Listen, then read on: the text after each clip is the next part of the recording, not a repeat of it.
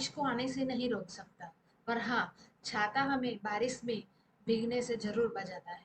इसी तरह life insurance policy हमें डिसेबलमेंट, डेथ या एक्सीडेंट से नहीं बचाती, पर यदि ये कुछ भी हुआ तो हमारी फैमिली को जो नुकसान होता है उससे जरूर बचाती है।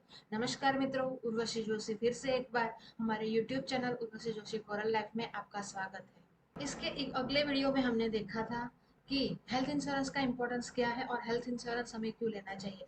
आज जो हमारा सेशन है वो लाइफ इंश्योरेंस पे है, तो लास्ट तक बने रहिए। और हाँ, लाइक, सब्सक्राइब और शेयर करना ना भूलें, क्योंकि यदि आप सब्सक्राइब करेंगे तो ही हमारे वीडियोस आप तक पहुंचते रहेंगे। सीधा पॉइंट पे आते हैं, लाइफ इंश्योरेंस कितना होना चाहिए। तो सिंपल सी फॉर्मूला है, लाइफ इंश्योरेंस आपकी जो भी सालाना इनकम है उसका 25 टाइम्स, यानी 10 लाख रुपए इनकम है सालाना, तो उसका 25 टाइम्स होता है 2.5 करोड़। तो आपका इंश्योरेंस 2.5 करोड़ का होना चाहिए। अब आप सोचेंगे 2.5 करोड़ तो बहुत बड़ी अमाउंट है, तो इतना बड़ा इंश्योरेंस की क्या जरूरत है। पर फ्रेंड्स, सीधी सी बात है, यदि कुछ हो जाता है और आप नहीं होते हो तो आपकी फैमिली को 2.5 करोड़ रुपए मिलते हैं, जिसमें से यदि एक बच्चा है तो उसके लिए 50 लाख रुपए उसके हायर एजुकेशन और मैरिज के लिए खर्च होते हैं। दूसरा बच्चा है तो उसके लिए भी हायर एजुकेशन और मैरिज के लिए और 50 लाख लाख रुपए लगेंगे। यानी अब 1 करोड़ रुपए तो सीधा साइड पे रखना पड़ेगा उन लोगों के हायर एजुकेशन और मैरिज के लिए। अब आप सोचेंगे कि 1 करोड़ रुपए की क्या जरूरत है, पर यदि आज आपके बच्चे छोटे हैं, 10 या 15 साल के बाद जब उनका हायर एजुकेशन या मैरिज का प्रोविजन करना होगा, तो वो टाइम पे आपकी फैमिली को ये 1 करोड़ रुपए भी कम लगेंगे। यानी 2.5 करोड़ में से 1 करोड़ तो बच्चों के हायर एजुकेशन और मैरिज के लिए ही रखना पड़ेगा। बाद में रहे 1.5 करोड़, तो 1.5 करोड़ रुपए यदि 6% के एफडी के रेट में भी आपकी वाइफ कहीं पे रखेगी तो उनको 9 लाख रुपए सालाना मिलेंगे। यानी आप 10 लाख रुपए कमा के देते थे, लगभग उससे नियर बाई अमाउंट उनको मिलती रहेगी। तो स्टैंडर्ड ऑफ लिविंग में कोई कमी नहीं आएगी, शांति से वो लोग अपना सर्वाइव कर पाएंगे। अब आप ऐसा भी सोचेंगे कि मैं तो 10 लाख रुपए देता था, ये तो 9 लाख रुपए है, 1 लाख रुपए का डिफरेंस है, ये कैसे। यदि आप होते तो आप 10 लाख में से 1 लाख सालाना अपने आप पे भी खर्च होता, तो फैमिली के हाथ में तो 9 लाख रुपए ही जाने वाले थे। तो लमसम 9 लाख रुपए आप जैसे उन लोगों को दे रहे थे, वैसे ही आप यदि नहीं है फिर भी उन लोगों को मिलते रहेंगे, तो उनको सरवाइव होने में कोई दिक्कत नहीं होगी। अब आप सोचेंगे कि 2.5 करोड़ इतना बड़ा इंश्योरेंस के लिए कितने पैसे सेविंग करने पड़ेंगे। तो सिंपल सी बात है, 2.5 करोड़ के 0.20% से लेके 0.50% तक की अमाउंट आप यदि सालाना सेव करते हैं तो आप 2.5 करोड़ का इंश्योरेंस ले सकते हैं। यानी 50,000 से लेके 1 करोड़ 1,25,000 तक की अमाउंट में एज के हिसाब से थोड़ा बहुत डिफरेंस आएगा, पर आप 2.5 करोड़ का लाइफ इंश्योरेंस ले सकते हैं। दूसरा पॉइंट आता है कि लाइफ इंश्योरेंस कब तक होना चाहिए। तो यदि आप हायर मिडिल क्लास है और आपका बहुत बड़ा इंश्योरेंस नहीं है, तो सिंपल सी बात है, आपका इंश्योरेंस 60 से 65 साल की एज तक होना चाहिए। गवर्नमेंट ने भी रिटायरमेंट की एज 60 रखी है। क्यों? क्योंकि इंसान की मैक्सिमम रिस्पॉन्सिबिलिटी, बच्चों का हायर एजुकेशन, मैरिज, सब कुछ 60 साल की एज तक लगभग खत्म हो जाता है। तो रिस्पॉन्सिबिलिटी खत्म हो जाती है, तो फिर लाइफ इंश्योरेंस के पीछे प्रीमियम लगाने की कोई जरूरत नहीं है। 60 के 65 साल की उम्र के बाद आप उतना अच्छा वर्क नहीं कर पाओगे जितना आप 20 या 25 या 40 साल की एज में करते थे। तो सिंपल सी बात है, जब तक रिस्पॉन्सिबिलिटी है तब तक इंश्योरेंस होना चाहिए।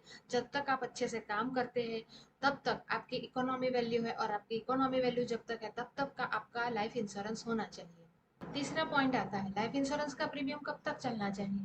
सिंपल सी बात है, जब तक हम कमाते हैं, अच्छे से कमा पाते हैं, हमारी रिस्पॉन्सिबिलिटी जब तक है तब तक, यानी कि 60 की 65 साल की एज तक हमारा लाइफ इंश्योरेंस के पीछे का सेविंग होना चाहिए, इससे ज़्यादा नहीं।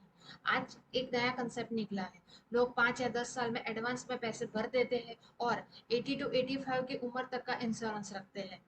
अब 80 to 85 का साल का इंश्योरेंस लेना चाहिए, पर उन लोगों के लिए है जो HNI है, जो बहुत रिच पीपल है, जो मिडिल क्लास है, जो हायर मिडिल क्लास है, जिनके ना होने से उनकी फैमिली को दिक्कतें आ सकती है। उनको सबसे पहले 60 या 65 साल की उम्र में बड़ा इंश्योरेंस के बारे में सोचना चाहिए, ना कि 85 की साल का इंश्योरेंस लेना चाहिए।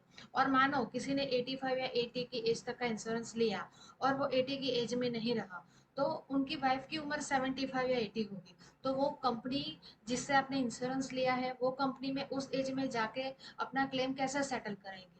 आपका जो बच्चा है उसकी उम्र 55 के आसपास होगी। और दूसरी बात, आज आप 40 साल के हो, 40 साल के बाद 2.5 करोड़ रुपए की कीमत क्या रहेगी। पर यदि आपके 5 या 10 लाख का अभी इंश्योरेंस है, तो वो तो क्रिया कर्म पॉलिसी है।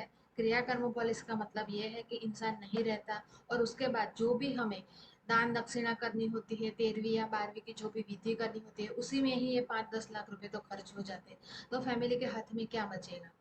फैमिली वाले सोचेंगे मरते भी गए और मारते भी गए, समझदार को सिर्फ इशारा काफी है। तो मैं फिर से एक बार कहती हूँ कि आप कितना भी अच्छा सेविंग कर ले, पीपीएफ में, एसआईपी में, म्यूचुअल फंड में या किसी और इंस्ट्रूमेंट में, पर यदि आपने लाइफ इंश्योरेंस पॉलिसी नहीं ली तो ये सब आपके जो भी सेविंग है वो अधूरे हैं।